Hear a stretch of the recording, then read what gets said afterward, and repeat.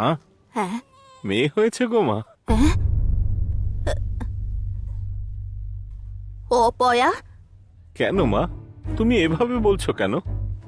তাছাড়া আর কি বলবো?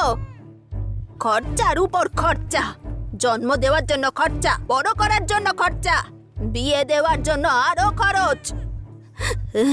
এতে তুই ভালো কি দেখছিস?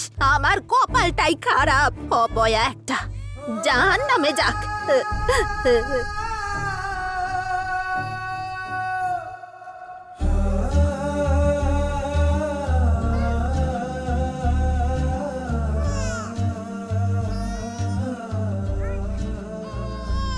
শাশুড়ি মা আসেননি?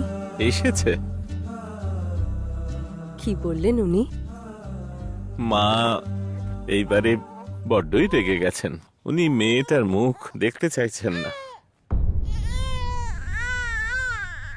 রেণুকা, বাচ্চা হলো ভগবানের দান, উনি সব সামলে নেবেন। তুমি একদম চিন্তা করো না, সাহস রাখো, আছি তো তোমার সঙ্গে।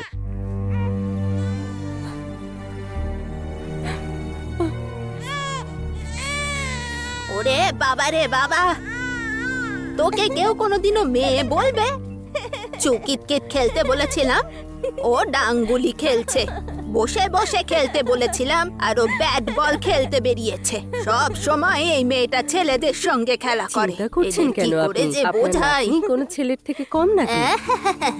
মেয়েদের মেয়েদের মতোই থাকা উচিত। হ্যাঁ, দেখো একবার।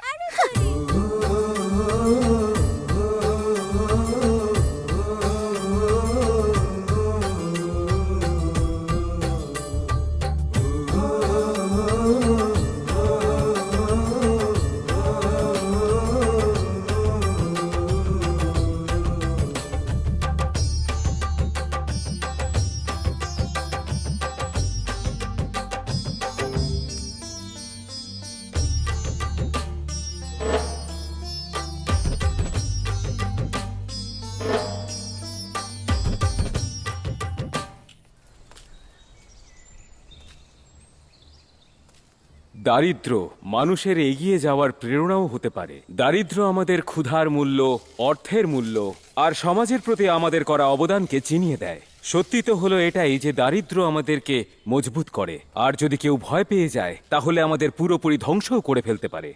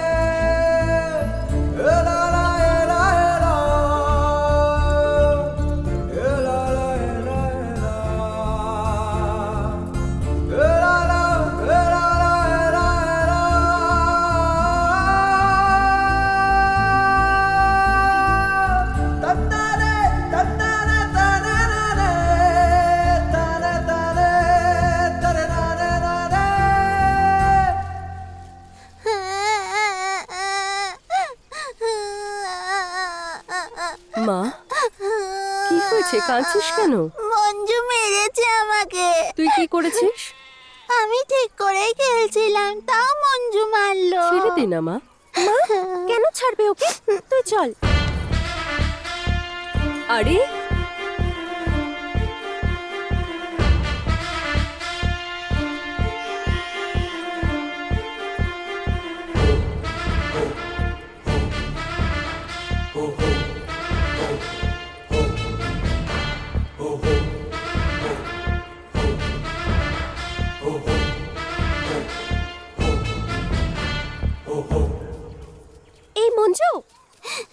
গিয়ে মেরে আয়। আরে ও এরকম কেন করছে? রেণুকা, অন্যায় করাটা অপরাধ আর অন্যায় সওয়াটাও অপরাধ।